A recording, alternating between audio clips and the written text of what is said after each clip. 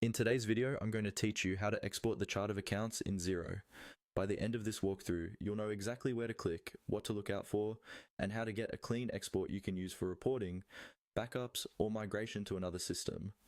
First, make sure you're logged into your Xero account and that you have the right permissions to view the chart of accounts. If you can normally see and edit accounts, you should be fine.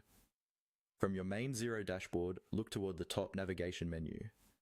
There, you'll see a tab labeled Accounting. Go ahead and click on that. This is where Xero groups together your core financial tools, and it's the starting point for accessing your chart of accounts. Once the accounting menu opens, you'll see several options, such as bank accounts, reports, and others, depending on your setup. From this list, find and select Chart of Accounts. Click on it to open the full list of accounts used in your organization. This page shows all your account codes, names, types, and other details that structure your financial data. Now that you're on the Chart of Accounts page, look for an option to export. This is usually presented as an export button or link near the top right or within a More Options menu.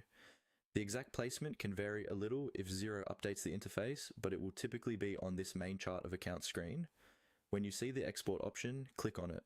This tells Xero you want to download a copy of your chart in a file format you can use outside the system, most commonly a spreadsheet like CSV.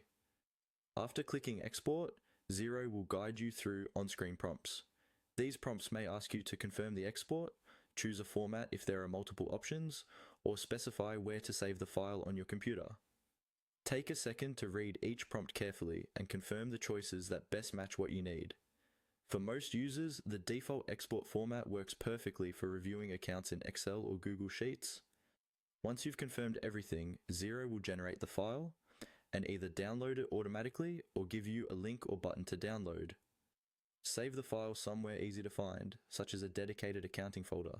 You can now open it to review your chart of accounts, share it with your accountant, or keep it as a backup for your records.